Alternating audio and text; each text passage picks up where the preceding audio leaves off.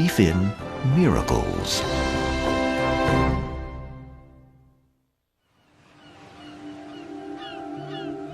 To me, a miracle is a happening where God intervenes. It's something that's not natural, but it happens. And I've experienced, this through my lifetime.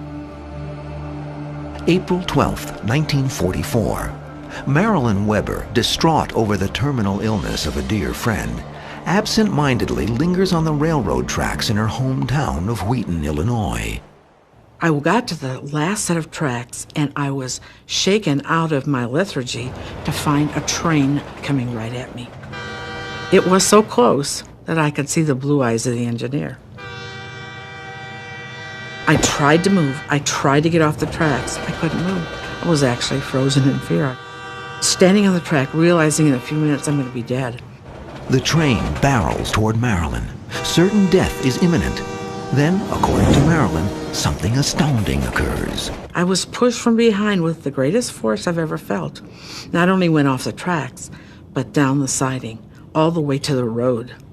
When I realized it was still alive, it was bloody but still alive, I thought I've got to get back up on that track and thank whoever saved my life. And I got up there, and there was nobody there. But in my heart, I had the realization that God had sent an angel, a miracle had happened, because my life was saved. In 1997, when 66-year-old Aida Warren is diagnosed with a brain tumor, she knows exactly what she must do. Immediately, I came here to the Holy Hill and lay down on the stone cross where the crucifix is and prayed to Jesus. I went back to have my test done again. And I was relieved when my doctor called me that the brain tumor was not there. Did Aida Warren receive a spontaneous healing? Did Marilyn Weber actually experience a miracle? Do these extraordinary kinds of events happen, or are they merely happenstance? I think happenstance is a thing that does happen. You're at the right place at the right time. Something happens, and you escape what you felt would be a sure death. The very notion of miracles stirs a fascination in people of all backgrounds and beliefs. Tales of miracles, visitations by angels, and miraculous healings have been woven into the fabric of human existence since our earliest recorded histories. The Bible refers to these remarkable abilities as gifts. The Bible itself does not say that gifts are just given for any reason. It says they're given as a sign to prove that the one working the miracle is speaking from God. Now, personally, I accept the fact that God still works miracles, and I believe I've seen some acts of healing. Angels have been making a comeback in popularity, and I think many people are looking for some form of guidance, and an angel is a preferable guide to a demon.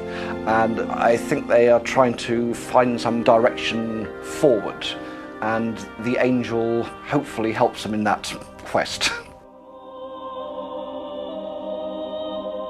Some believe history's greatest healer and miracle worker was Jesus Christ.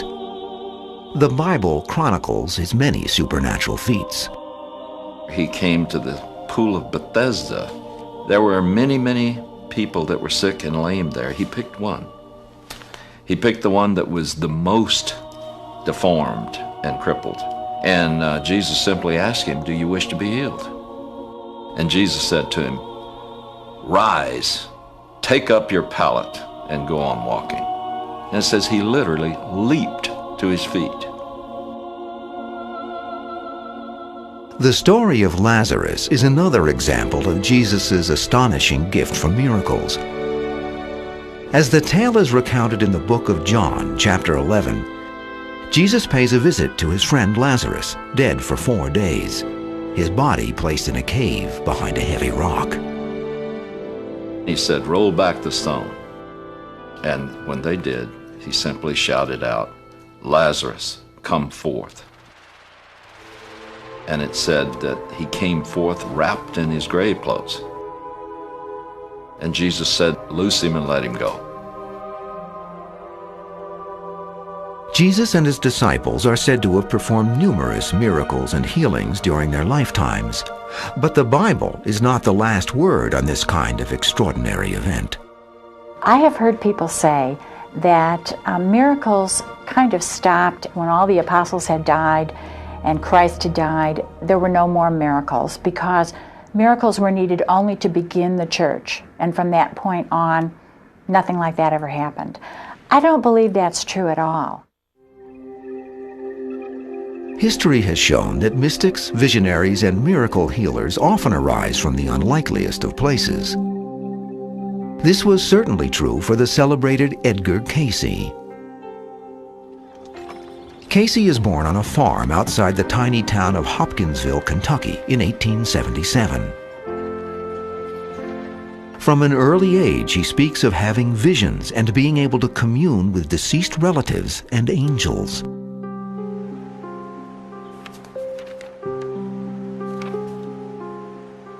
Cayce's life transforms during adolescence, when the youngster experiences a remarkable apparition during a day of outdoor Bible study. An angelic figure appeared to him in this vision. And it was soon after that vision that he heard a little voice within him one night when he was studying his school books and really having trouble learning his lessons. And the voice said that if he would just put the books under his pillow and sleep on them, something wonderful might happen.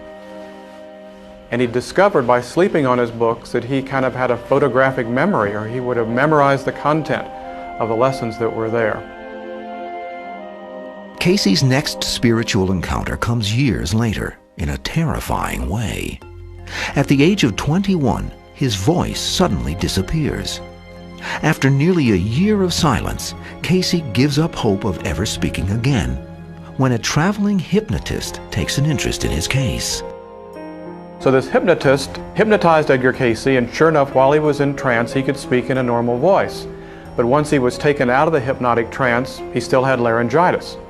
So they tried again, but this time while he was under hypnosis, the hypnotist asked him to describe what was wrong with his vocal cords.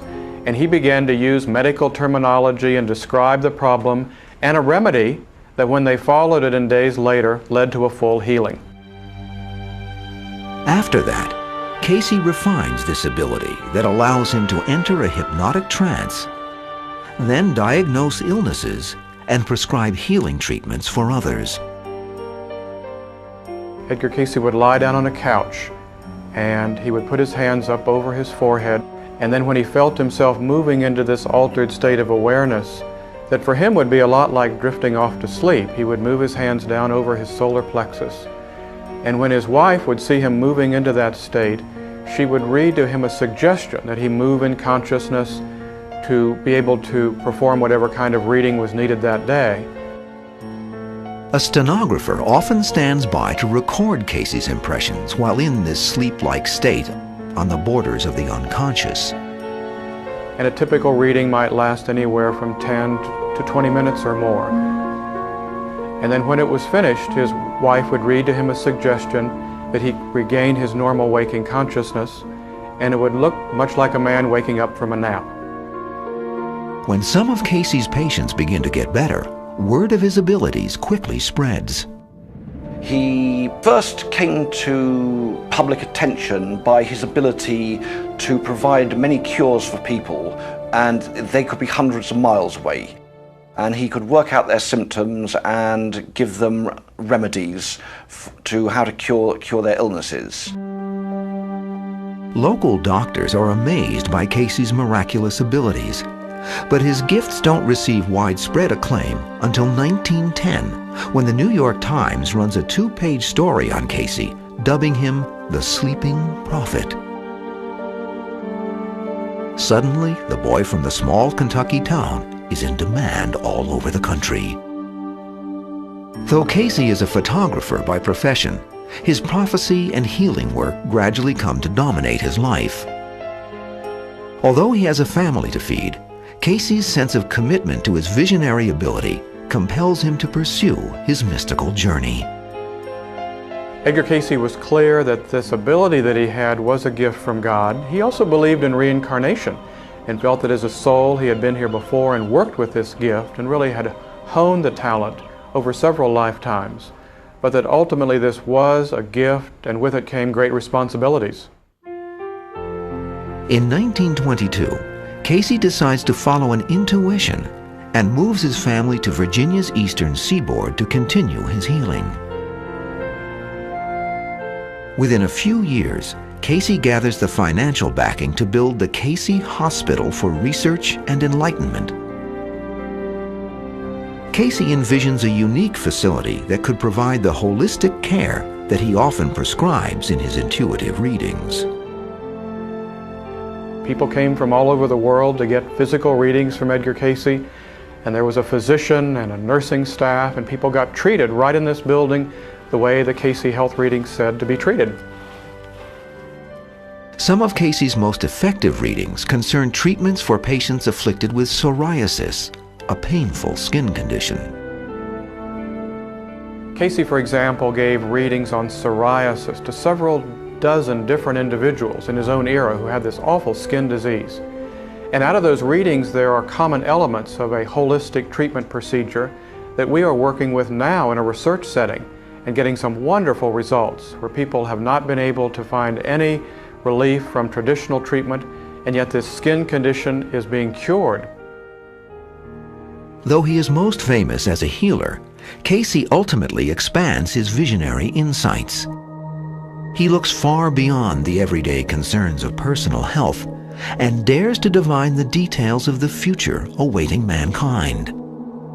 In the latter half of his 43 years of working as a professional intuitive, he began to broaden the scope of types of readings that he gave. He began to interpret dreams. He began to give spiritual advice about life purpose. He began to give instruction about prayer and meditation, to look back into prehistory, to look into the future.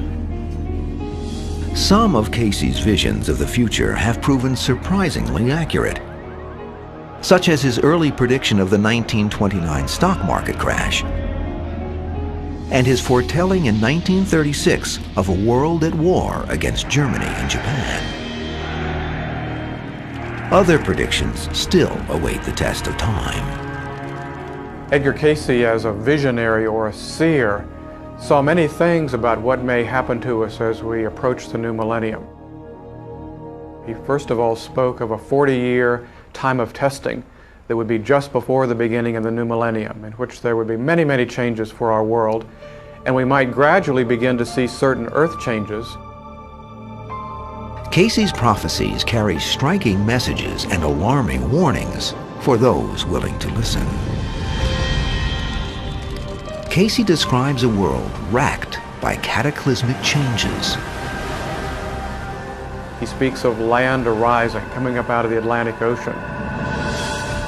He talks about a shifting of the poles of the earth, rotational axis of the earth. He also foresaw many interesting things for the turn of the centuries, including the return of the lost continent of Atlantis, major earth changes where great swathes of North America, Japan, and Europe vanish underneath the seas. The visions Casey detailed could already be well underway. Yet these predictions seem restrained when considered in the light of one of Casey's most startling dreams. He saw himself born again in the year 2158, so it was the 22nd century, and he was living in Nebraska as a boy, and he remembers in this dream that the seacoast came all the way to Nebraska. Despite the bleak outlook of Casey's prophecies, some experts caution that the visions do not offer a definitive outcome. but just one possibility of what our future can hold. And so in Edgar Cayce's prophecy, there was always the sense that we are shaping and creating the future. And so even his visions of destruction for the world, or for parts of the world, I think were really just a way of him reading what was likely to happen if we continued down a certain pathway that he was afraid we might follow. There are others who remain unconvinced of Cayce's healing and psychic abilities.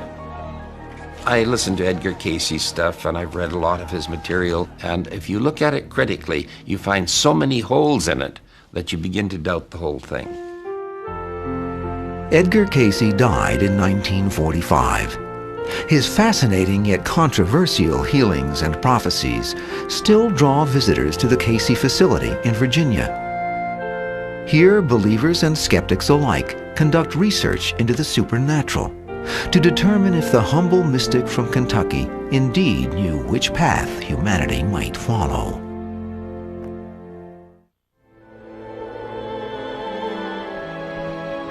I believe a miracle is any time you and heaven touch. A time when you know that you know that you know that God has put his hand on you for a special reason. Over the centuries, many have claimed to witness miracles in the form of visitations from apparitions of Jesus and the Virgin Mary. The most infamous of these events occurs in Portugal in 1917. 3 shepherd children report that the Virgin Mary appeared to them on 6 different occasions in the tiny village of Fatima. The Virgin Mary's message to them warns that the First World War would be ending, but a second, more terrible war would occur if mankind did not turn back to God. These events come to be known as the Messages of Fatima. On October 13th of that year, more than 70,000 people gather in Fatima in hopes of witnessing another apparition of the Virgin Mary.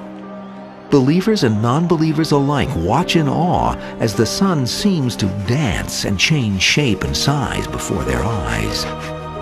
But modern-day skeptics profess doubt due to a lack of corroborating proof. These people say the sun is spinning closer and closer to the earth, and on and on and on it goes. No observatory had any record of this. No one else saw it except this group of people there.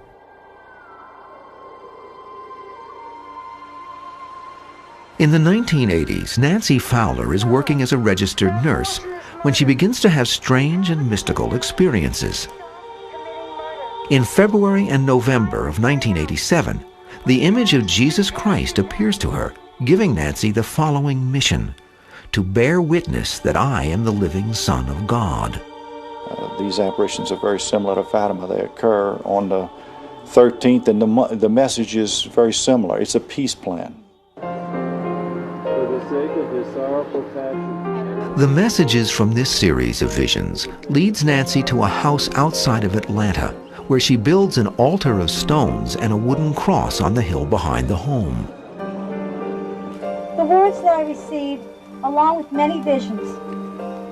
Since October of 1990, Nancy claims that an apparition of the Virgin Mary has appeared to her on the 13th of every month, bringing messages about the future of mankind and how the world can find peace. Yet remain with you. The clock continues to tick. The hour is rapidly approaching when one disaster after another will befall you. Repent, repent, repent. If you have ears, open them.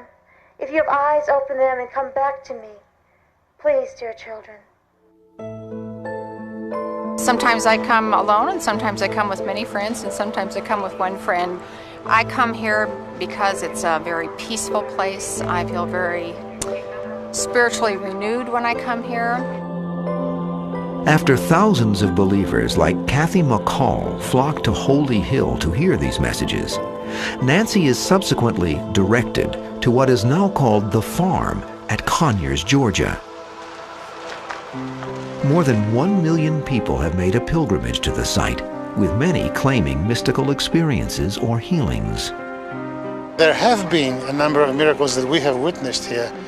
We do have photographs of the white statue of the Mother turning into human skin tone face. I have seen the sun spin like hundreds of others have and change in number and different colors from natural light to gold to silver to blue to pinkish and then back to regular color. And this is my testimony and it's true. But, you know, these are signs that are not as important as the message.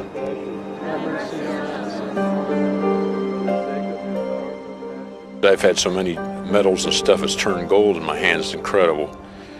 And it's ongoing. The belief and the presence is very, very strong here. But there again, it's faith that's going to speak. If you don't have the faith, they'll never have the faith. If you got the faith, faith will move mountains, and it does. Dr. Richard Castanon comes to the farm seeking more than faith. He needs verifiable proof. Well, I am a man who studies the brain, the behavior, and because I was atheist and I was curious in the case, I wanted to know what happens when a person says, I am seeing the Blessed Mother or Jesus. In 1993, Castanon is part of a team that conducts a series of medical and scientific tests on Nancy while the appearance of an apparition is taking place. Castanon is stunned by what he finds. If you ask any doctor here in the States and you say, can you produce delta waves when you are awake talking? He will say, no, never. Delta waves you produce only when you are under deep sleep, like in a coma state. And Nancy produces that waves during the apparition. I am saying to you that from the scientific point of view, we could demonstrate that Nancy Fowler had really mystical experiences. In 1995, while visiting Bolivia, Nancy claims Jesus appeared to her saying, I will leave a sign of my presence in this country. The following day in Cochabamba, Bolivia, a statue of Christ begins to cry and bleed. These kinds of bizarre events and apparitions have occurred throughout the world. What I think is interesting about these Marian apparitions is that many of them have occurred in countries which are not Christian. Mary presumably appeared on the top of a mosque somewhere in the Middle East where thousands and thousands of people saw her, not one of whom was Christian. And her message was simply that she is coming for all people. Among the countless other sightings of Jesus and the Virgin Mary is one that has been appearing on the side of a finance building in Clearwater, Florida since December of 1996. Some claim it is a miracle. Others offer another explanation. Well, what it is an image cast by oils and waters from the sprinkler system and palm trees in front of the building that looks like the Virgin Mary, and there in the parking lot you'll see people there to be healed in their wheelchairs and so on. To cynics and skeptics, these so-called miraculous visions are easily explained away. But for true believers, they are occurrences that must be heeded and respected. We've witnessed miracles. We've seen things happen to people both physically, spiritually, and oftentimes there isn't any explanation other than miraculous. So you don't really end up with much choice except to believe after you see certain things take place. The race toward the millennium has triggered an explosion of interest in the mystical realm. As the New Age movement rockets to prominence, it makes headlines and front-page news. The 1987 Harmonic Convergence provides a flashpoint for the growing spirituality movement. It is a celebration of the coming transition from the Piscean to the Aquarian age, defined as a time of peace and enlightenment. Then in the mid-1990s, author James Redfield writes the runaway bestseller, The Celestine Prophecy. Redfield's fictional book of spiritual discovery includes guideposts for the secret to life and suggests that spontaneous healing, intuition, energy fields, and other paranormal phenomena are natural and increasingly a part of the way humans have always been destined to live. The principles outlined in Redfield's chart-topping book are in many ways embodied in the spiritualist camp of Cassadaga, Florida. Founded by trance medium George Colby in 1894, the camp is the oldest such establishment in the southeastern U.S. and is on the National Register of Historic Places. Here, on 57 acres of land, nearly 100 mediums and spiritualists conduct daily healings of visitors and lead studies of reincarnation, mysticism, astrology, and other topics. It began when founder George Colby was led to this campsite by what he claimed were supernatural forces. He was a trance medium and traveled around the country. In a vision, he was told that he would found a community for like-minded people in Florida. Colby was known as the seer of spiritualism, a belief system that present-day faithful describe as part science, part philosophy, and part religion. Spiritualism is characterized by a firm belief in life everlasting. According to the mediums of Cassadaga, early spiritualist Colby was a trailblazer in many respects. As a trance medium, he was actually a person that was pioneering and illuminating people that there is life hereafter. And the prime directive, I suspect, at that time was to give messages of encouragement and of guidance. Though Colby soon scaled back his own medium work, the camp he established later became a focal point for a growing movement of spiritual seekers.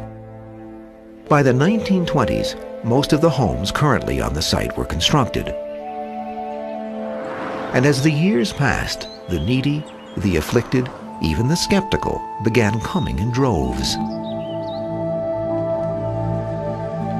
Today, the spiritualist camp at Cassadaga, a Seneca Indian word for rocks beneath the water, is home to dozens of licensed mediums who perform healings on visitors.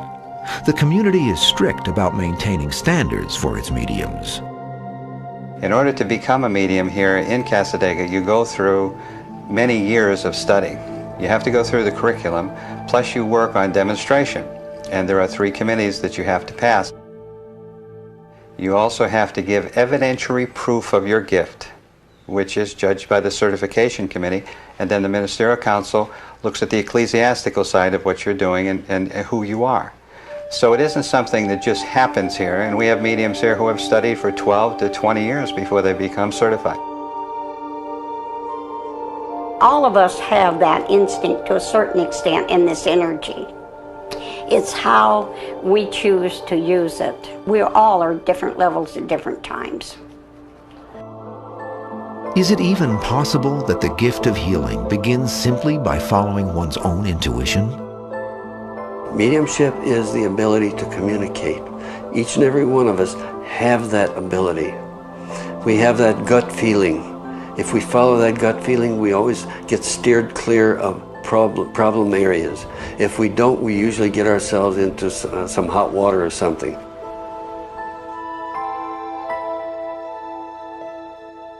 Many of the mediums living and working at Cassadaga have inspiring and astonishing stories to relate about healings that have supposedly occurred at their camp. A girl came in that had scars on her hand. She was about a 12-year-old girl, and I mean, she had bad scars. I had her hold her hand out, and I visualized the scars going away. And we held there for about 5 minutes, and when she withdrew her hand, the scars were gone. I think that might be classified as a miracle at that time, but now I know it's a function of natural law, because we were both visualizing it to be cleaned and cleared. Yet even though the mediums at Casadega can cite success stories of miraculous healing, they caution their visitors not to abandon conventional medicine. I want you to go to the doctors. If you need to go to the doctors, I'll be right with you on that. But also, if you've been to the doctors 100 times and they're not going anywhere, I want you to come to me also. And let's see what other path you might want to adventure to. Because, you know, there's all kinds of healing out there. And usually I'm called in when the medical field can't figure out what to do. More than 70,000 visitors pass through Casadega each year. Not all of them arrive with an open heart or mind, yet the unique experience of visiting the camp often changes them. One of the amazing things is that the people who come, the skeptics who come, leave believers. We're not here to convince you, we're here to serve where we can. The mystics and mediums of Casadega see the coming millennium as a time of great spiritual awakening and healing, not necessarily a time of catastrophe and destruction. I personally believe in the divine law, and I do not feel that there's going to be a big disastrous thing that's going to wipe out all. We have disasters, that will always be, but the year 2000, the new millennium coming in, will be a lot what people want it to be and thoughts. The mediums of Casadega claim that life is eternal and that higher intuition and the power of healing can be harnessed by all of us.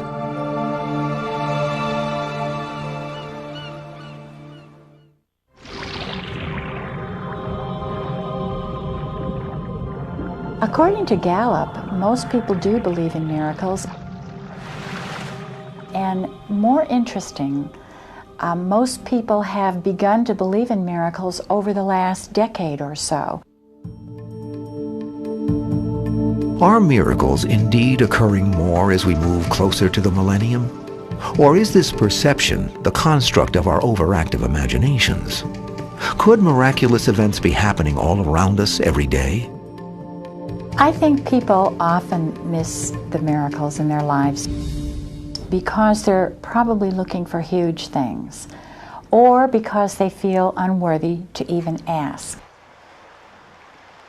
Miracles seem to take all forms, from the most unfathomable coincidences to astounding twists of fate.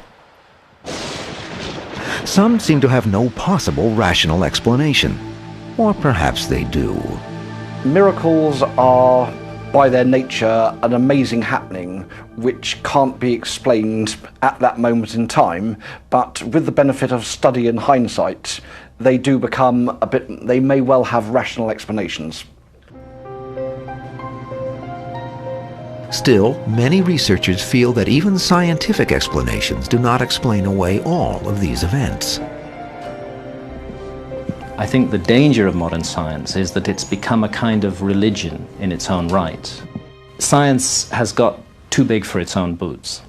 It is a valuable part of our lives, but it needs to be cut down to size, and we need to realize that there's so much else out there which is not accessible to science.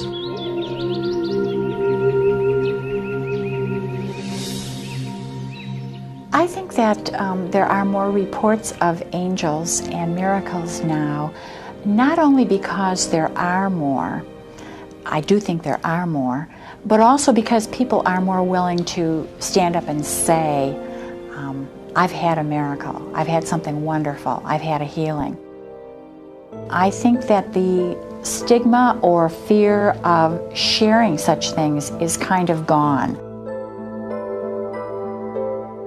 During the past several decades, numerous books, magazines, and newsletters have chronicled events that have come to be called modern medical miracles. Author Barbara Schliemann claims to have witnessed one while she was caring for a woman named Shirley, who was dying from liver disease. My first experience with miracles, I was working as a nurse in a small hospital in northern Illinois, caring for a woman who is in her early 30s, was dying of alcoholic cirrhosis of the liver. And I remember how difficult it was to care for her because she was in a coma. Doctors believe Shirley has less than 24 hours to live. Barbara becomes surprised when a fellow nurse approaches her with a distinctly non-medical idea. She said, "You know, I don't believe that Shirley's supposed to die this way. I believe in miracles, and I believe that if we pray for her, that everything would be all right." Well, I thought that was the most irrational and unscientific thing I had ever heard another nurse say. The nurse arranges for a priest to come in and give Shirley a blessing of the sick, but Barbara remains skeptical. All night long, I wrestled with myself. You know, should I have stopped that from going on? Shouldn't I have taken more time to talk to the husband about his wife's death? Came back on duty the next day at 11 o'clock. As I was walking down the hallway, I went past Shirley's room, and I noticed that somebody was sitting up in the bed, and I said, "She expired during the night. We put another patient in there." And then I looked a little closer. It was Shirley sitting up eating. And this was a person we'd been feeding intravenously for 6 weeks. She's eating, she's talking to some of the nursing staff and her husband. Even Shirley's doctors are awestruck at her overnight recovery. One physician said, "We didn't do this, God did." And he was the first one willing to qualify this as a miracle. She went home from the hospital 3 weeks later with a new liver. It had completely regenerated, and it wasn't a liver transplant. God had given her a new liver. Is this a miraculous healing or simply an extraordinary recovery that modern science cannot yet fully explain? Author Joan Wester Anderson tells of another alleged medical miracle that happened to a friend of hers. Jean Doctor had a beloved husband who had never been sick a day in his life. And one day he came down with a mysterious malady.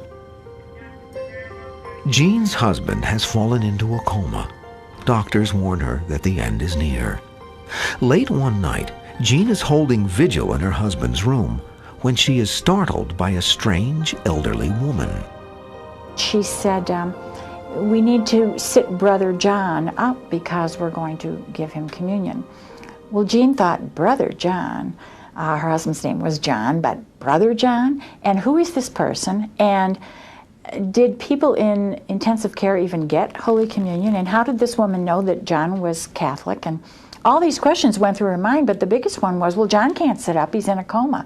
Well, strangely, she kind of pulled John and he sat up.